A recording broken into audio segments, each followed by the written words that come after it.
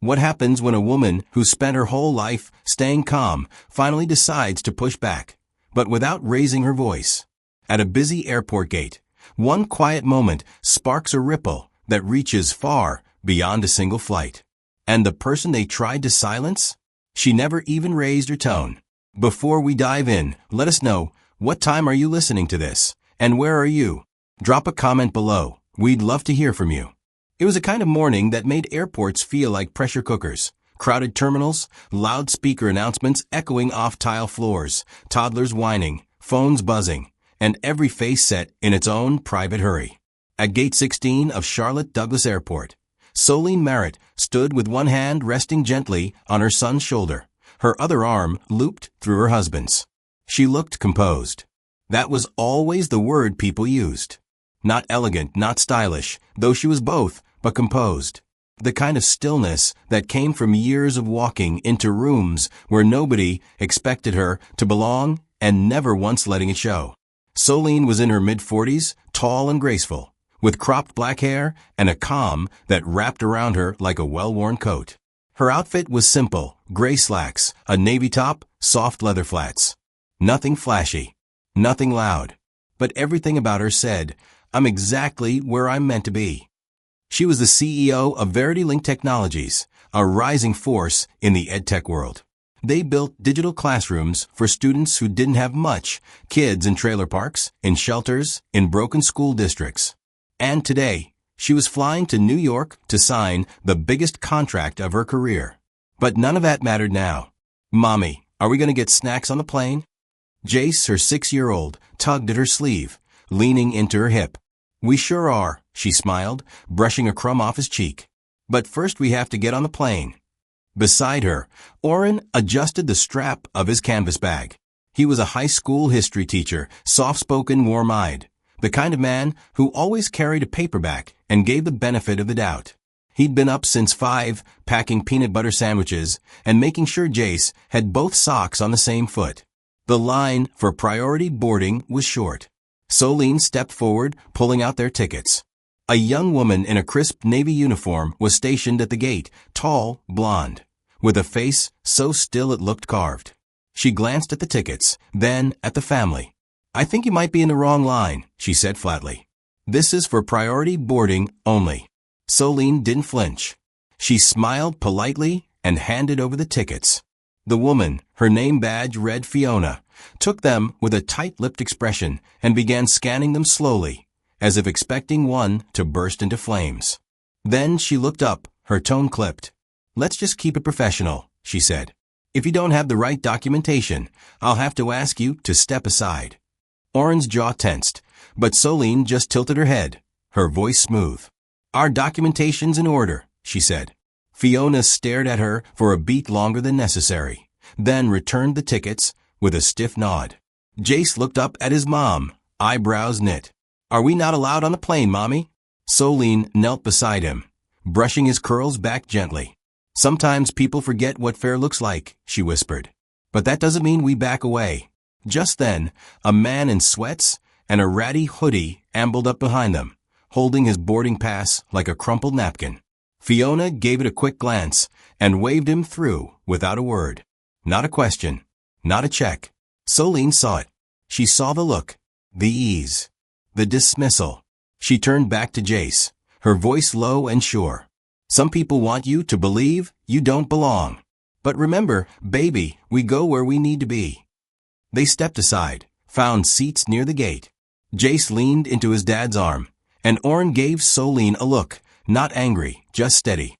The kind of look that asked, "Are we playing this your way?" She didn't answer with words. She pulled out her phone and opened her contacts.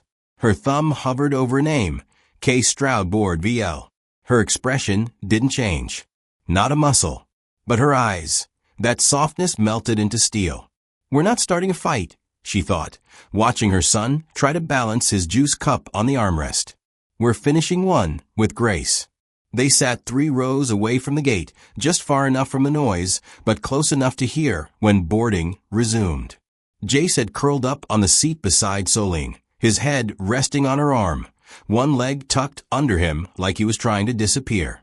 He was quiet now, Too quiet for a 6-year-old who usually had a question about everything. Solene didn't speak either. She just stared out across the gate area, her eyes fixed on nothing. Her body was still, but inside, everything swirled, tight, loud, barely contained. Not anger, exactly. Something older than that. Something more tired. "You okay?" Oren's voice came softly, and when she didn't answer right away, he tried again. "I know that look." She exhaled slowly, not turning to him. "You ever feel like we're teaching him the wrong thing by not fighting back?" Oren leaned forward, elbows on his knees, fingers laced together. "All the time," he said. "But I also remember what my dad used to say, don't teach a boy how to bark. Teach him when not to." That made her smile a little, just a twitch at the corner of her mouth. I don't want him to think this is normal," she said. "That being looked down on, being spoken to like that, is something we just accept." "I get that," Oren nodded. "But I also know this, what he saw you do back there. The calm, the grace, the way you didn't raise your voice even though you had every right to. That's a lesson too." She looked down at Jace, whose fingers were playing with the edge of her scarf. He wasn't crying, but she could feel the confusion in him, the way kids absorb things they don't yet have words for. "First time I got denied Elise," she murmured, more to herself than to Oren, "was right after I got promoted to VP. I had perfect credit, triple the income requirement. The landlord looked me dead in the eye and said, 'The unit's no longer available.'" Oren looked at her gently. "You ever tell Jace that story?" She shook her head. "Not yet." There was a pause. "Maybe today's not a bad day to start," he said quietly. Solene was about to respond when her phone buzzed. Just a notification. Nothing urgent. She glanced at the screen, then opened her contact list. Her thumb hovered over one name. Kalon Stroud, board VL. She hadn't spoken to him in years. But 10 years ago, when VerityLink had just launched, she'd set up a scholarship fund for underrepresented STEM students. Kalon had been one of the first recipients. Brilliant, driven, respectful to a fault. She remembered his handshake, firm but nervous, and the way he'd said, "I'll pay this forward, ma'am. You'll see." Last she heard, he was rising fast at VelaJet. Something like Executive VP of Operations now. She didn't know for sure. They'd fallen out of touch. But the name stayed on her phone, and this felt like the time to tap that thread. Oren saw the screen. He didn't say anything at first. Then he leaned in and said, "You know he'll take the call." "I'm not trying to get anyone fired," she said. "I know. I just want someone to remember this happened. That it wasn't okay. Then call the one person who might actually do something with that." She took a breath, let her eyes close for a second. Then she opened her messages, snapped a photo of their boarding passes, and typed beneath it, "Fiona Westbrook, Gate 16, Charlotte. No drama. Just asking this be handled quietly. I trust you still believe in quiet integrity." She stared at the message for a second longer, then hit send. A moment later, she tucked the phone away and picked up Jace, settling him into her lap. He didn't say anything, just leaned into her chest, listening to her heart. "You know what we're doing right now?" she asked him. Jace looked up, eyes wide. "We're being strong in a way that doesn't have to yell." He nodded, even if he didn't quite understand. And Solene, for the first time that morning, let herself rest for a moment, not because the storm had passed, but because she'd finally chosen where to aim it. The boarding process began like a slow drip from a leaky faucet. First class, military, Group 1, then Group 2. Solene sat still, watching the monitor flash names and numbers, waiting for the one thing she'd already paid for, her family's turn. Jace had perked up when the first announcement started, his little sneakers tapping against the floor, body leaning forward like a runner before the starting gun. But Group 3 came and went. Then 4, 5. Their names were never called. Oren glanced at Solene, then at their boarding passes again, printed clearly, stamped with priority boarding. He stood slowly, lifting his carry-on. "I'll ask," he said under his breath, already moving toward the desk. Solene followed, steady but alert. Fiona was still there, face unreadable, eyes moving over the crowd like she was scanning for a fire drill she hoped would happen. "Excuse me," Oren said, holding up their tickets. We're in priority. I think we've been skipped. Fiona looked at him, then down at the passes, then up again, expression unchanged. We're prioritizing other customers today, she said. I can't hold the gate for every complaint. It wasn't loud. It wasn't angry. But it was enough. Jace had followed behind, clutching his toy airplane. He stopped, looked up at his parents with wide eyes. We're not going? His voice cracked slightly, like a small branch under too much weight. Before Oren could speak, Solene placed a gentle hand on his wrist. This isn't the time, she said quietly. A woman sitting a few rows back, gray hair, pearl earrings, the kind who looked like she belonged in a gardening club, had been watching. She looked like she might say something, her lips parting just slightly. But when another gate agent walked by and gave her a look, her mouth closed again. She turned back to her magazine. No one else moved. Not out of cruelty. Just calculation. They didn't want to miss their flights. Back at their seats, Solene pulled a small notebook from her bag and began writing.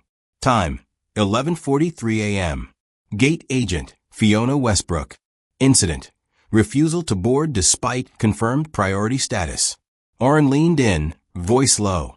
You sure about this? I'm not here to convince anyone, she said. Just to remember. Jace had sat down, legs dangling, head bowed. He was scribbling on the back of an old boarding pass. Just lines at first. Circles. A little stick figure holding something. Maybe a bag, maybe a shield. Then Solene saw what he'd written. 3 uneven words, pressed hard into the paper with a blue crayon. I don't belong here. She froze. Not in anger. Not in panic. In grief. Because those words didn't come from cartoons or games.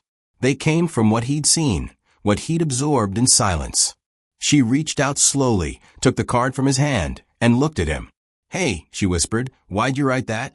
Jace shrugged, one shoulder rising. They didn't let us on. Maybe we're not supposed to be here. Solene felt something in her crack. Quiet, invisible, but real. Like a thread pulled just a little too hard. She stood without another word. Let's walk, she said to Oren.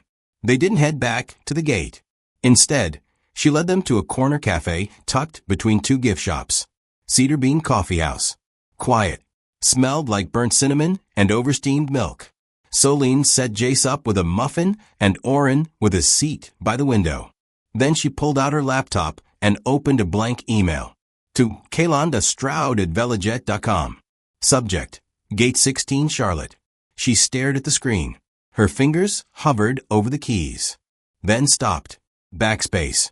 Backspace. Backspace. She sat there, watching the cursor blink. The words came and went. Angry ones. Polite ones. Threats. Please. None of them felt right. She closed the laptop, pulled out her phone, tapped the name she hadn't used in years. Kaylon Stroud. And when the line picked up on the other end, she didn't bother with a long hello. I need a quiet favor, she said. The line was quiet for a second too long. Solene sat tucked into the corner of Cedar Bean Coffee House, where the espresso machine hissed like it was trying to fill the silence. The cafe was half full, business travelers typing like their lives depended on it, retirees sharing a muffin over the morning crossword, and flight staff passing through in pairs. Just another pocket of life moving around her. Jace sat next to her at the small, sticky table, swinging his feet, peeling blueberries out of his muffin like tiny treasures. To him, the world was back to normal. But Solene could still feel the weight of the last 2 hours, on her shoulders, in her jaw, sitting at the base of her neck like a stone. She held her phone to her ear. Her hand was steady, but her eyes were distant. Then came the voice. Not a greeting, not a stumble of surprise. Just calm, like old music on vinyl. Solene. She didn't return the pleasantry. Didn't explain or justify or lead with emotion. I don't want headlines, she said, her voice low. I want this culture corrected from the inside. Can you handle that?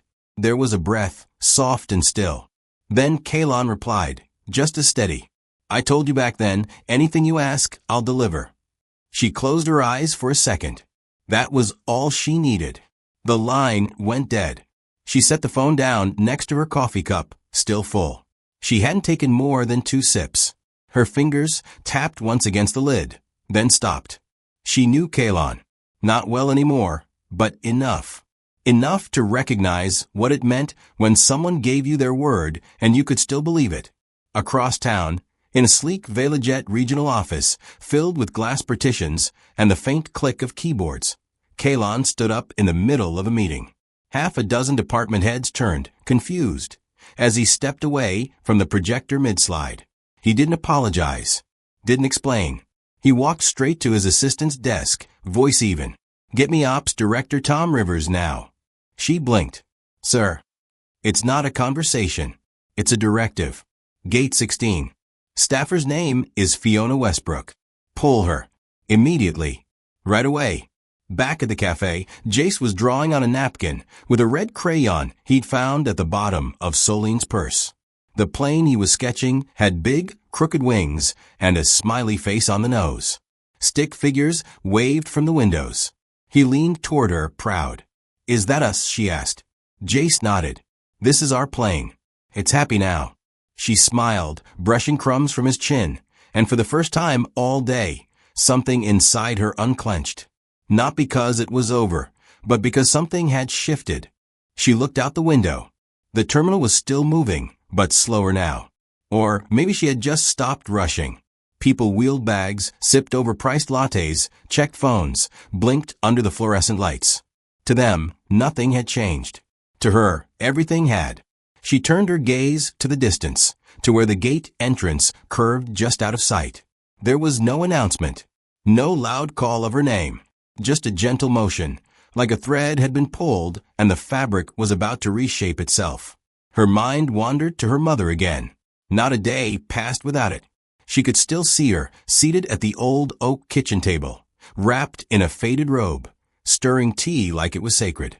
"Revenge," her mother once said, "is a cup that spills too easy. Most folks drink it fast and burn their tongues." At 16, Soline had rolled her eyes. So what's better than revenge? Her mother hadn't looked up, just kept stirring. A life lived with quiet purpose. That's how you win. Now, Soline reached for her lukewarm coffee and took a slow sip. Maybe that was what she meant. Oren returned, napkins in hand, settling into the seat across from her. "You all right?" She didn't look at him, just kept her eyes on the window. "Check back in 5 minutes." He raised an eyebrow, but didn't ask. Then, from the corner of her vision, she saw a shift in the crowd. Someone in a Velajet uniform, walking with intent. No clipboard, no smile, just purpose. Pressed shirt, polished shoes, straight line to the gate. She didn't need to ask who he was. She didn't need to watch him act. Jace leaned into her arm, wiping muffin crumbs onto his jeans without thinking. "Are we going home now?" Soline kissed the top of his head. "No, baby," she said softly. "We're flying soon." Soline didn't see the man coming, at least not right away. She was still seated in the corner of the cafe, her second cup of coffee cooling untouched in front of her. The cup had started to sweat, the cardboard sleeve damp around the base. Jace, absorbed in his mission of sugar packet architecture, had built a miniature skyline, fragile towers leaning against each other like they could collapse at any breath. Oren had gone to grab more napkins, quietly sensing they'd need them for more than muffin crumbs. Around them, the terminal moved with its usual rhythm, wheels rolling, voices rising, announcements echoing across the walls with a metallic flatness. But to Soline, it all felt like background noise, like static from a distant radio station you're not really listening to. Her mind was a second ahead of every beat, scanning a horizon no one else could see. And then she caught something. Not a sound, a reflection. In the cafe window, barely past the glare of morning sun, a figure in a dark blazer moved with purpose. The silver Velajet pin on his lapel caught a flash of light. He wasn't rushing. He wasn't flustered. He walked like a man with an exact destination and a clear reason for getting there. At gate 16, Fiona Westbrook was back at her post. She leaned against the counter, sharing something with another gate agent that made her grin. Quick, smug, shallow. Her body language said everything. This wasn't the first time, and it likely wouldn't be the last. Then the man arrived. He stepped directly in front of her, firm but calm, and produced a white envelope from his inner pocket like it had been waiting for its moment all morning. Fiona Westbrook. His voice was controlled, not loud, but with the kind of gravity that turned heads anyway. Fiona blinked, caught off guard. Yes. I'm Director Halford, Airport Operations. He extended the envelope. You've been relieved of duty, effective immediately. There will be a formal review pending. The other agent froze. Fiona stared at the envelope like it might bite her. Excuse me, she asked, her voice tight, brittle. Halford didn't blink. This is not a discussion. Please gather your belongings. Security will escort you through staff exit. Now, the quiet broke like glass. A boarding pass hit the floor with a soft flutter. The woman who dropped it whispered to her husband, "She's getting fired?" He answered without looking away. For real. Fiona's face paled. Her mouth opened, then closed again. Whatever words she had evaporated before they found air. Her back straightened, her jaw locked, and then, wordlessly, she turned and walked down the hallway, a ghost retreating from her own spotlight. Within 30 seconds, another agent arrived. No chaos, no ceremony, just clean substitution. The new staffer radioed quietly to the dispatch team, then turned to the intercom with a voice as crisp as the uniform she wore. Passengers Merritt, please proceed to Gate 16. We're ready to board you now. On behalf of VelaJet, we sincerely apologize for the earlier delay. Solene heard her name like it came from somewhere outside her body. She stood slowly, folded her napkin, took Jace's hand in one and her carry-on in the other. At the gate, Director Halford was waiting. His posture was formal, but his expression wasn't. When Solene approached, he pressed one hand lightly against his chest, not for show, but in that rare gesture that still means something when done right. Ms. Merritt, he said, voice measured. On behalf of VelaJet, I want to express our regret. This incident does not reflect who we claim to be, or, frankly, who we need to become. Solene looked at him. She didn't need to speak. Her silence wasn't avoidance, it was command.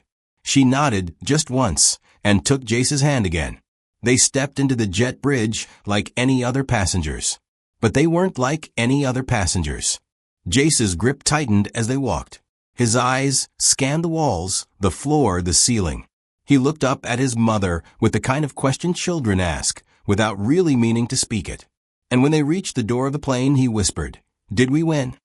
Solene glanced at him, then at the rows of seats ahead, clean, prepared, rightfully theirs. "No, baby," she said softly. "We reminded them who we are. That's more important." Jace nodded, and this time it was his hand that pulled hers forward. The first thing Solene noticed when they stepped onto the plane wasn't the wide leather seats or the subtle scent of lemon in the cabin air. It was the silence. Not the absence of noise, but the kind of silence that holds space, quiet, settled, like someone had pulled a warm blanket over the chaos they'd just left behind. It hit her before the first word was spoken. The flight attendant at the entrance wasn't young. His face was lined at the corners, but his eyes were clear and kind. He greeted Jace first, crouching slightly to his level. "Welcome aboard, young man," he said, with a softness that didn't feel practiced. Then he stood and turned to Solene and Oren. "Your seats have been reassigned to the executive forward row. More space. A bit more peace." Oren responded with a polite thank you, his voice steady. Solene simply nodded. She wasn't in the mood for gratitude. Not because she wasn't thankful, but because this wasn't a gift. It was restoration, the least of what they were due. They moved down the aisle, her hand resting gently on Jace's shoulder. He was quiet now, no longer clutching his drawing or buzzing with energy, just looking around, wide-eyed, absorbing everything. Passengers watched them pass. Some offered nods, some quickly looked away. A few held her gaze too long, trying to match her face to whatever story they had just watched unfold from the safety of their seats. No one said anything. The hush around her wasn't unfriendly. It was unsure. The energy of people realizing they'd witnessed a shift and weren't quite sure how to process it. Row 2 was near the front, 3 spacious seats in buttery leather, wide armrests, generous legroom. Jace immediately climbed into the window seat, pressing his nose to the glass like he was already searching for clouds to name. Solene sat slowly, feeling the contrast in materials, from the stiff airport bench to this well-stitched seat, and let her spine settle. It was the first time in hours she let her full weight sink into anything. Across the aisle, a man in his 50s, gray blazer, sharp eyes, leaned over slightly. "Excuse me," he said in a hushed voice. "Was that a CEO-level rescue I just witnessed back there?" Solene turned her head, met his amused expression. There was no sarcasm in his tone, just curiosity dressed in admiration. She smiled, soft and short. "Something like that." He chuckled. "Well, however it went down, respect. Quiet justice is a rare thing." She nodded, but her mind was already moving again. As the engines hummed to life beneath them, and the plane began its slow taxi to the runway, she tilted her head back and closed her eyes for a breath. The white noise of motion wrapped around her, not unlike a lullaby. She thought of every time she'd kept her mouth closed, every meeting where she'd been interrupted, every dinner where someone had spoken over her, every hallway where someone assumed she was the assistant. She'd brushed it off, swallowed it down, told herself she was choosing the high road, picking her battles. But maybe, she thought now, maybe she hadn't been choosing the high road. Maybe she'd been teaching her son how to disappear. Not today. She opened her eyes and looked at Jace. He'd pulled a napkin from the tray and was drawing again, tongue pressed against the inside of his cheek in concentration. This time, the airplane he sketched had extra-wide wings and a big front window where a little stick figure stood proudly, arms raised like a caped crusader. "He didn't just save our day," Oren said quietly, leaning toward her. "You gave that boy a lesson that'll echo the rest of his life." She turned to him, something warm pushing behind her eyes. "I didn't mean for it to be a lesson," she whispered. "I just couldn't let it sit. Not this time." "Exactly," he said, and that was all. She reached into her carry-on and pulled out her laptop. The hinge clicked open like the beginning of something. Her fingers hovered over the keyboard for a moment, then began to move, deliberate, clear. Not a complaint, not a demand. She didn't need anything for herself. She opened a blank message, this time addressed to the VeloJet Executive Board. Subject: Proposal for Cultural Training Initiative. Dear members of the board, in light of a recent incident involving unconscious bias at Gate 16, I'm writing not as a passenger, but as the CEO of VerityLink Technologies, a company committed to access, equity, and meaningful change. Rather than focus on punitive measures, I'd like to propose a strategic partnership. She paused, letting the words breathe.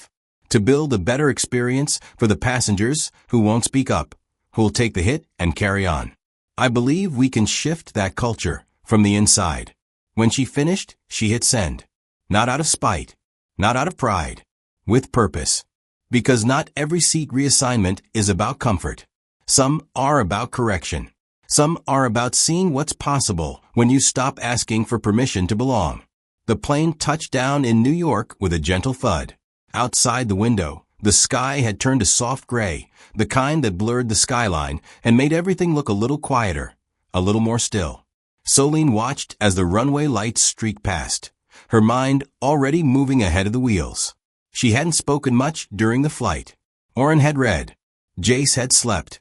Solene had stared at her email inbox, half reading, half dreaming, thinking less about what had happened and more about what it meant.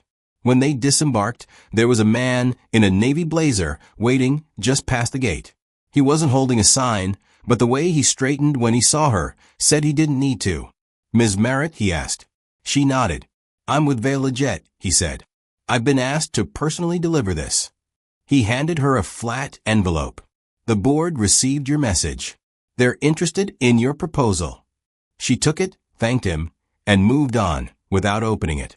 She didn't need to see what was inside to know what it meant. Far away, somewhere deeper in the corporate guts of the airline, a different story had already started making quiet rounds. Someone had leaked a snippet from the internal message board. Not an official statement, not yet.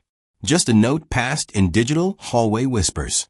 Fiona Westbrook has been placed on indefinite suspension pending formal investigation into conduct at CLT Gate 16. A reply beneath it read simply, "She always acted like that."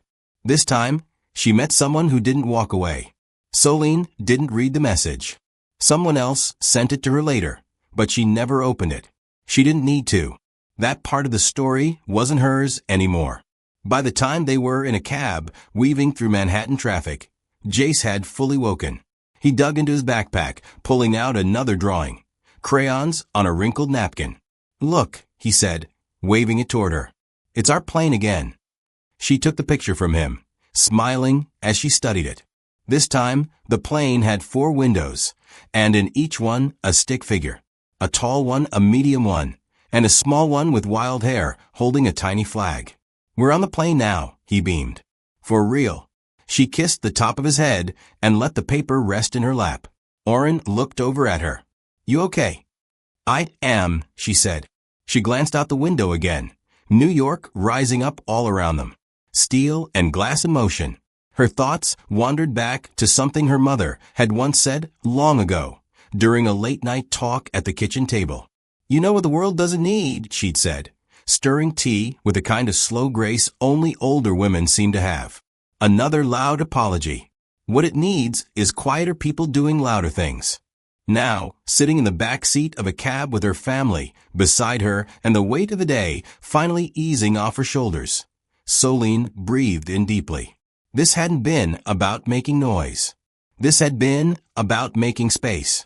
She looked at Jace's picture again, then at the envelope in her hand, and finally out the window at a city filled with voices, some shouting, some whispering, some just beginning. And she thought, not with pride, but with peace. It's not revenge. It's repair. The office was smaller than she expected. Nothing flashy, just clean lines and quiet energy. Glass walls, soft lighting, and the faint smell of roasted coffee from somewhere down the hall. Solene stepped inside, where a small team from Verity Link's New York branch had gathered to welcome her. There were no speeches, no recaps of the airport incident. Just warm handshakes, genuine smiles, and a few quiet words of congratulations. "He didn't just walk through that gate," one woman said, handing her a pen to sign the contract. "You built a better one." Solene didn't reply right away. She just nodded and signed. The contract was big, real change kinda big. Over 300 public schools would soon have access to Verity Link's digital learning tools, targeting underserved communities from the Bronx to Buffalo. For many of those kids, this would be their first consistent access to real-time, engaging education. As the ink dried, one of the younger team members leaned in and said with a small grin, "Your work speaks louder than anything viral." And that was all that needed to be said. Across the city and quietly across company channels, another message was making its rounds. Not in the news. Not in a press release. Just in a staff-wide internal memo. Effective immediately, Fiona Westbrook is no longer employed with VelaJet Airlines. No explanation. No drama. Just a line in a sea of text, seen, acknowledged, and scrolled past. Solene never gloated. She never even brought it up again. But people noticed. And more importantly, people remembered. That night, back at the hotel, the city humming softly outside their window, Jace sat cross-legged on the bed, brushing his teeth while flipping through cartoons on mute. He paused mid-brush and turned to her. "Mommy, will people always try to stop us?" She closed her laptop and looked at him, really looked at him. "Some might," she said. "But that's why we learn to walk through every door, with our heads high and hearts steady." He nodded like he understood, even if he didn't fully. And maybe that was enough.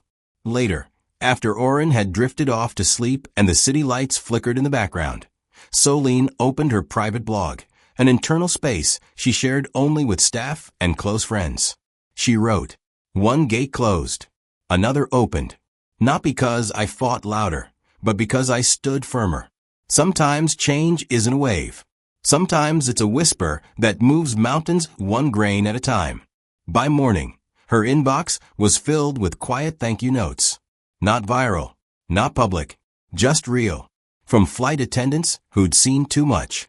From hospitality workers. From teachers. From women who looked like her. And from some who didn't, but had stood in that same space of being dismissed. Thank you for not yelling. Thank you for not leaving. Thank you for letting someone see. After breakfast, they went out to walk.